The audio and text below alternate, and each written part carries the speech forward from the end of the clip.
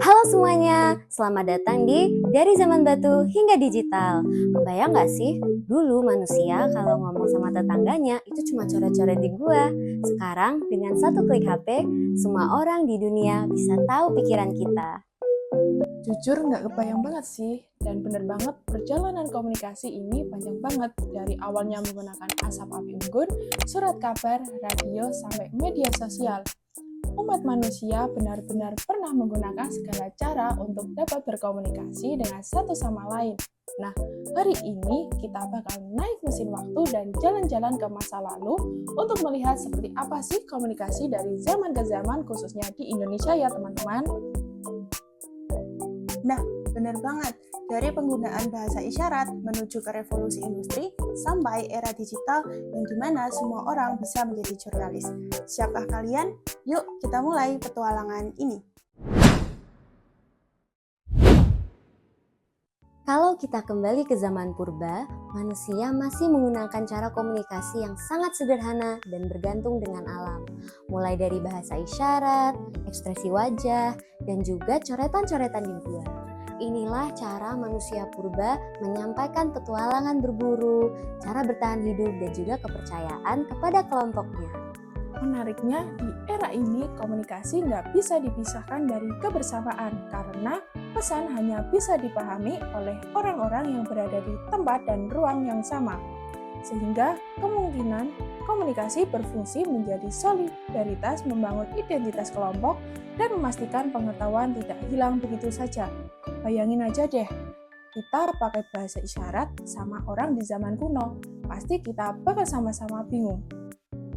Jadi, kesimpulannya, meskipun kita belum mengenal teknologi maupun tulisan, manusia zaman batu sudah meletakkan fondasi komunikasi loh, seperti keinginan untuk berbagi makna, memahami sesama, dan meninggalkan jejak cerita kehidupan mereka kepada generasi berikutnya. Dari zaman batu ke digital, lompatannya rasanya jauh banget gak sih? Nah, maka dari itu tibalah kita di Tiongkok, lebih tepatnya di dinasti Han. Teman-teman tahu nggak? Ini pertama kali kertas digunakan dan dipopulerkan, mulai dari pembungkusan, penulisan, dan juga menggambar. Penggunaan kertas membuat penyimpanan informasi lebih praktis dan efektif. Tiongkok menyebarkan kertas ke negara-negara tetangga seperti Korea dan Jepang melalui jalur budaya dan agama. Kita nggak bisa bahas media Indonesia tanpa membahas revolusi industri. Di akhir abad ke-19, mesin cetak rotasi dan juga mesin tik mulai masuk ke tanah air pecinta kita, Indonesia.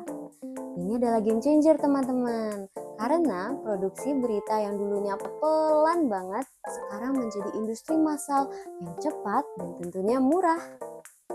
Benar, era ini ditandai dengan munculnya koran-koran besar milik Belanda dan peran iklan yang mulai menjamur. Informasi bukan lagi sekadar surat edaran, tetapi sudah jadi komoditas bisnis. Distribusi pun semakin cepat karena didukung oleh berdirinya kereta api yang baru bikin berita bisa sampai ke kota lain dalam waktu semalam. Intinya, media massa di revolusi industri ini mampu meruntuhkan dinding eksklusivitas. Pasalnya, informasi yang dulunya cuma bisa diakses oleh bangsawan, kini mulai bisa dibeli oleh masyarakat umum di pasar-pasar. Inilah yang menjadi bahan bakar utama bagi pergerakan nasional kita. Nah, teknologi industri ini akhirnya jatuh ke tangan yang tepat. Pada tahun 1907, Tirto Adi Suryo berhasil mendobrak dominasi Belanda dengan membangun Medan Priai. Ini adalah zaman modern awal bagi pers Indonesia, karena koran inilah yang pertama sepenuhnya dikelola, dimodali, dan ditulis oleh orang pribumi. Di era ini, koran nggak cuma jadi bisnis, tapi jadi alat perlawanan. Bahasa Melayu mulai digunakan secara luas sebagai identitas nasional. Para jurnalis kita masa itu bukan cuma tukang lapor berita, tapi mereka adalah aktivis yang menggunakan mesin tik untuk menembak kebijakan kolonial yang gak adil. Dan di era ini juga salah satu koran terbesar Indonesia terlahir. Nggak salah lagi, Kedaulatan Rakyat pastinya. Koran ini lahir pada tahun 1945 di Yogyakarta saat perjuangan kemerdekaan. Dikelola oleh para pejuang sebagai suara rakyat melawan penjajah Belanda dan sekutunya. Sampai sekarang, Kedaulatan Rakyat tetap jadi media massa ikonik yang fokus pada isu lokal Jawa Tengah dan nasional, dengan semangat jurnalisme independen yang pastinya kuat.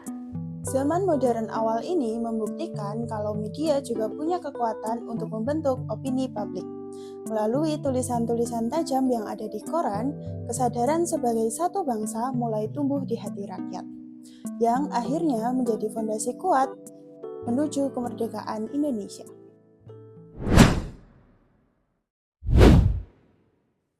Masuk ke zaman kontemporer, wajah komunikasi di Indonesia mulai berubah total. Sekarang media tidak hanya dibaca, tapi juga ditonton dan didengarkan. Televisi dan radio mulai menjadi raja, teman-teman. Betul, tahun 1962 TVRI resmi mengudara. Awalnya buat Asian Games, tapi lama-kelamaan jadi alat komunikasi nasional. Dari Sabang sampai Merauke, orang menonton tayangan yang sama. Tapi di balik itu ada kendali yang ketat banget. Pasalnya, di masa Orde Baru, media itu memang berkembang, tapi kebebasannya itu dibatasi. Jadi nggak semua berita itu boleh tayang. Iya, komunikasi di era ini sifatnya satu arah. Pemerintah berbicara dan rakyat hanya bisa mendengarkan. TV, radio, surat kabar jadi corong resmi negara. Kalau media dianggap kebanyakan kritik, siap-siap dibungkam. Jadi walaupun teknologinya semakin maju, isinya belum tentu bebas.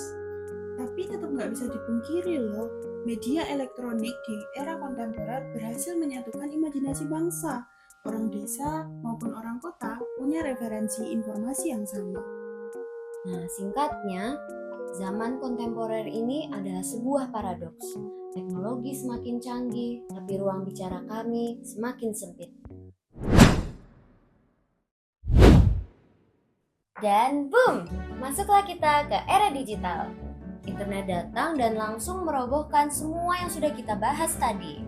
Dan di era ini, semua orang bisa menjadi produsen informasi. Jadi nggak perlu lagi mesin cetak maupun stasiun TV. Cukup punya HP dan kuota. Komunikasi yang dulunya hanya satu arah, sekarang bisa menjadi dua arah, bahkan multi arah. Netizen bisa berkomentar, debat, dan memviralkan isu dalam hitungan menit. Lalu media sosial kayak Instagram, Twitter, TikTok, bahkan YouTube jadi ruang publik baru. Informasi menyebar bukan lagi hitungan hari, melainkan hitungan detik. Tapi tantangannya juga gede, kayak hoax, misinformasi, dan perang opini jadi bagian dari kehidupan digital kita. Makanya, di era digital ini, literasi media menjadi kunci. Kita tidak hanya boleh bisa ngomong, tapi juga harus berpikir kritis. Era digital ngasih kebebasan yang luar biasa, tapi juga tanggung jawab yang sama besarnya.